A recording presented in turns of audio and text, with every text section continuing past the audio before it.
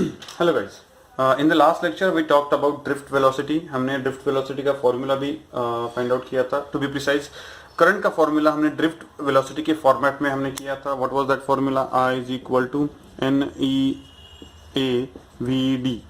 ठीक है ना। उसमें से what is N? N is number of free electrons per unit volume. इसे क्या कहा जाता है? इलेक्ट्रॉन डेंसिटी भी कहा जाता है, फ्री इलेक्ट्रॉन डेंसिटी कहा जाता है। उसके बाद ये स्मॉल ई क्या है? Charge on a single electron. A area of cross section of a conductor जिसको क्रॉस करके ये सारे इलेक्ट्रॉन्स जा रहे हैं। And VD, what is VD? Drift velocity of the electrons. तो I is equal to N E A V D, ये formula निकाला था हमने। और एक फॉर्मूला हमने लास्ट लेक्चर में देखा था, J is equal to I by A वाला फॉर्मूला देखा था। This is called as current density of the conductor. Current density of the conductor यानी करंट पर यूनिट क्रॉस सेक्शनल एरिया, इसे क्या कहा जाता है? Current density. हमने लास्ट लेक्चर में और दो चीजें देखी थी, तीन चीजें देखी थी। सबसे पहले था रिलैक्सेशन टाइम।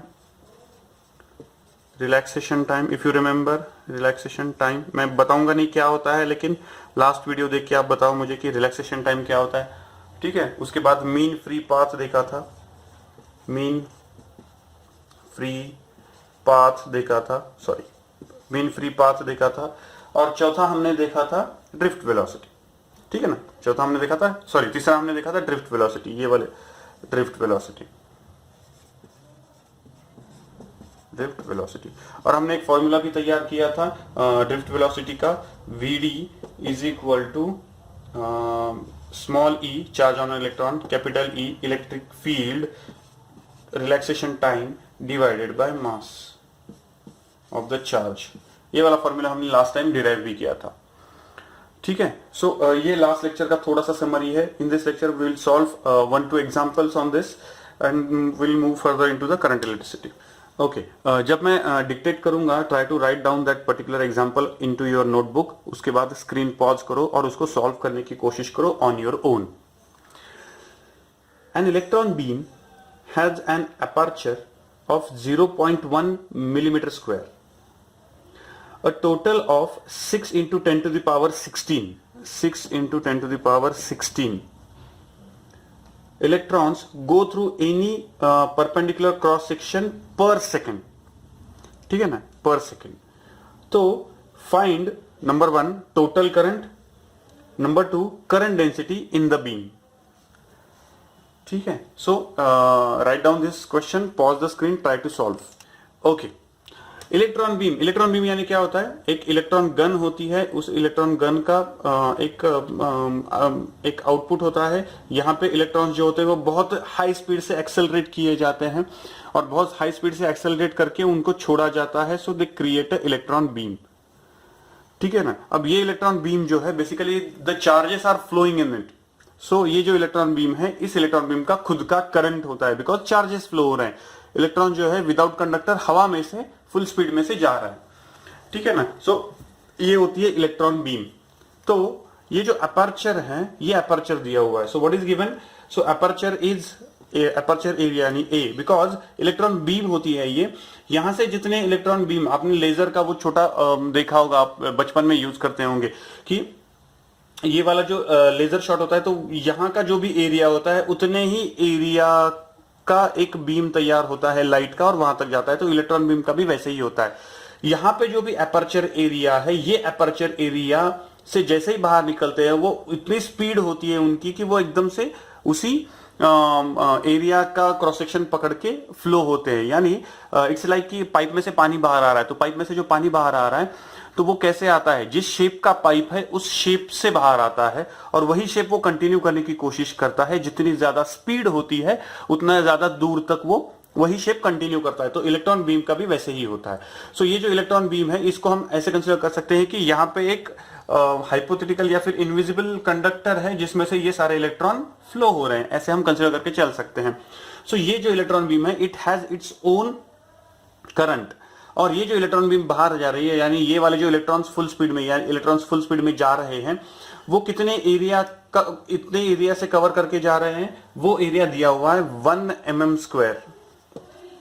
ठीक है, 1 mm स्क्वायर, इसको मुझे कन्वर्ट किस में करना पड़ेगा, मीटर्स में, because everything has to be in the same unit. So 1 multiplied by mm, so 10 to the power -3 raise to 2 which is nothing but 10 to the power -6 meter square. ये aperture area हो गया. दूसरा दिया हुआ है total number of electrons. ठीक है ना, टोटल नंबर ऑफ इलेक्ट्रॉन्स कितने दिए हैं. ठीक है, सो n, स्मॉल n दिया हुआ है, total number of electrons small n दिया हुआ है, which is 6 into 10 to the power 16. 6 into 10 to the power 16. Q is equal to Ne. ठीक है, and I is equal to NEA VD. यहां पे ये n इन दोनों में कंफ्यूज बिल्कुल नहीं होना है. ठीक है ना, ये वाला n जो है वो number of electrons forming the charge ये होते हैं, और ये कौन है, this n is number of electrons per unit volume है. ठीक है, तो ये इलेक्ट्रॉन डेंसिटी है, ये नंबर ऑफ इलेक्ट्रॉन्स है, बिल्कुल कंफ्यूज नहीं होना है इसमें. ठीक है, ये अलग फॉर्मूला है, ये अलग फॉर्मूला है, एकदम बिल्कुल इसमें घुसना नहीं है. ठीक है, ओके. सो इतने नंबर ऑफ इलेक्ट्रॉन्स बाहर निकल रहे हैं. ठीक है, सो ये नंबर ऑफ इलेक्ट्रॉन्स कितने टाइम में निकल रहे हैं, टी में. So T is equal to 1 second पर सेकंड बाहर निकल रहे हैं. ठीक है, तो हमें क्या फाइंड आउट करना है, करंट, एंड दूसरा क्या फाइंड आउट करना है, करंट डेंसिटी फाइंड आउट करना है. एकदम इजी है. करंट का फॉर्मूला है मेरे पास, I is equal to Q by T. अब Q पता है, Q is equal to N into E divided by T.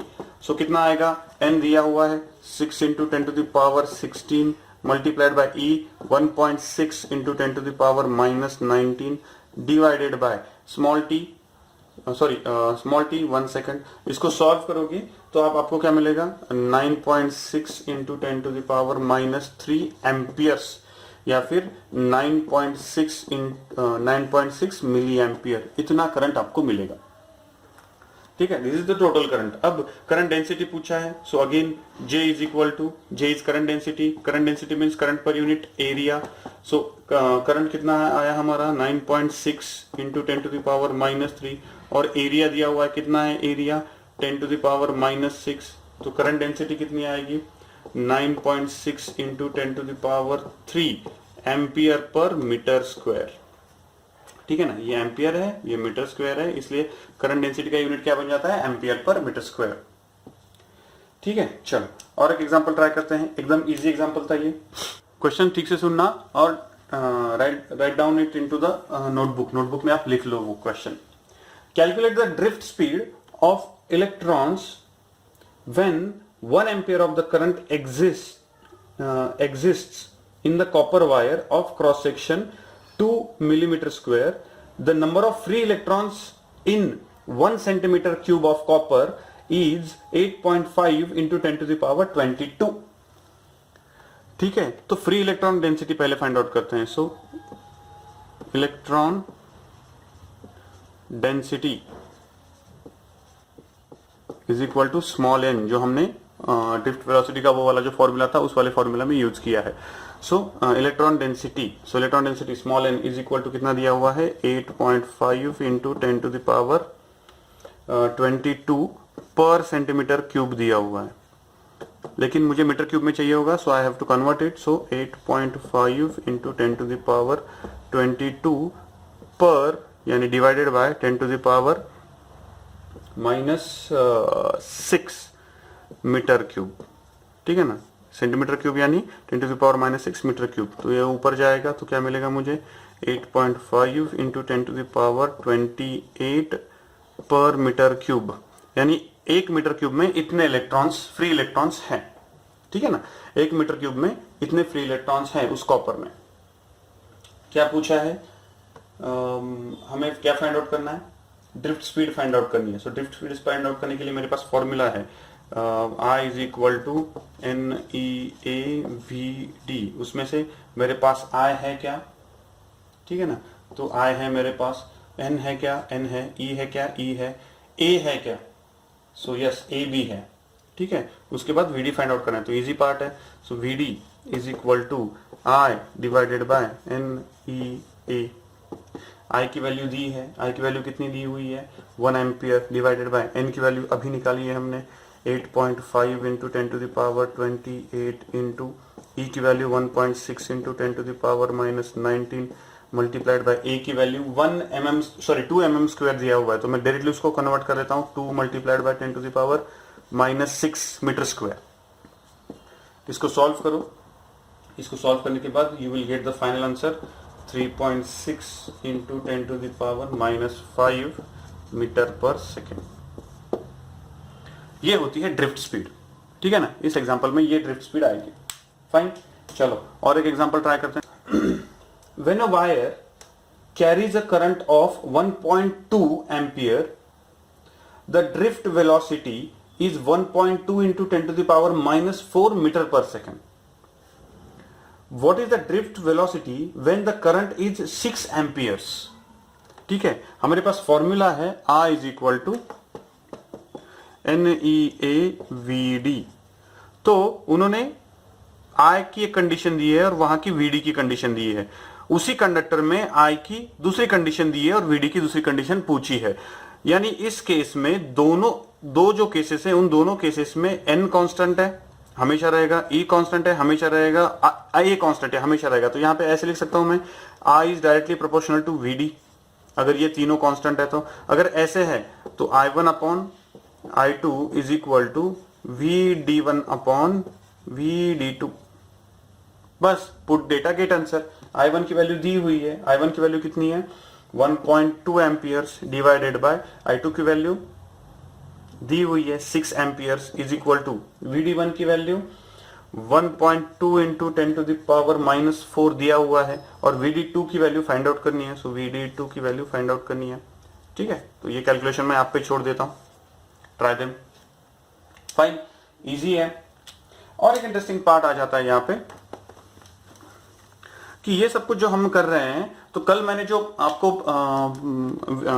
आई का ये हमने फॉर्मूला जब डिराइव किया था I is equal to NEAVD, तो वहां पे मैंने इफ यू रिमेंबर मैंने एक फिगर निकाली थी ऐसे वाली, ये वाली फिगर निकाली थी कि हाँ इस क्रॉस सेक्शन को क्रॉस करके जा रहा है, फिर इस क्रॉस सेक्शन को क्रॉस करके जा रहा है एंड ऑल, ठीक है ना, चार्जेस के बारे में। तो यहां पे हमने कंसीडर किया था कि ये जो एरिया है, एरिया ऑफ क्रॉस सेक्शन है इस वायर का, इस कंडक्टर का, ये area of cross section constant पकड़ा था हमने। लेकिन अगर कांस्टेंट नहीं होगा तो, अगर ऐसे होगा तो अब क्या होगा? अगर एरिया कांस्टेंट नहीं है, ये एरिया A1 है, ये एरिया A2 है, ठीक है। तो मैंने पहले लेक्चर में, करंट इलेक्ट्रिसिटी के लेक्चर में आपको मैंने बताया था कि though there is non uniform areas, एक बार करंट शुरू हो गया अक्रॉस अ कंडक्टर वो हमेशा सेम रहता है। फिर रिमेंबर मैंने आपको वो वाली डायग्राम निकाल के दी थी। उसके बाद इसमें से ये अगर छोटा जा रहा है, ठीक है, उसके बाद इसमें से छोटा जा रहा है, यहां से I1 करंट जा रहा है, यहां से I2 करंट जा रहा है, यहां से I3 करंट अगर जा रहा है, तो I1 is equal to I2 is equal to I3 होता है, ठीक है। तो इसका मतलब ये ऐसे होगा, राइट।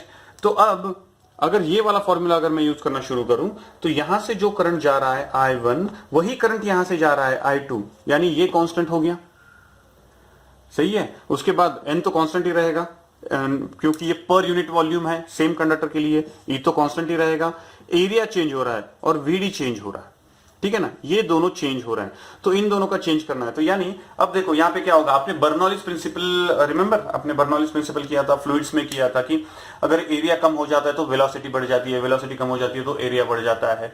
आपने आपके घर में अगर आप पाइप से अगर किसी पेड़ को पानी दे रहे हो, बीच में से अगर ऐसे खट करके उंगली कर देते हो आप, तो क्या हो जाता है, पानी की स्पीड बढ़ जाती है। क्यों बढ़ जाती है? बिकॉज बाहर आने वाला जो पानी है वो पानी उतना ही रहना चाहिए, ठीक है, तो वो स्पीड कांस्टेंट हो जाती है। सो सिमिलरली यहां पे भी क्या होगा, यहां पे स्पीड कम होगी और यहां पे एरिया कम हो गया, इसलिए स्पीड ज्यादा हो जाएगी। अब ये वाला जो फॉर्मूला है, इस वाले फॉर्मूला से मैं क्या करूंगा, I divided by NEA is equal to VD, ये वाला फॉर्मूला मुझे पता है। तो यहां पे I कांस्टेंट है, N कांस्टेंट है, E कांस्टेंट है, तो मैं ऐसे लिख सकता हूं VD is directly proportional to 1 upon A, या फिर VD is inversely proportional with A, ये हो जाता है। यानी VD1 upon VD2 is equal to A2 upon A1।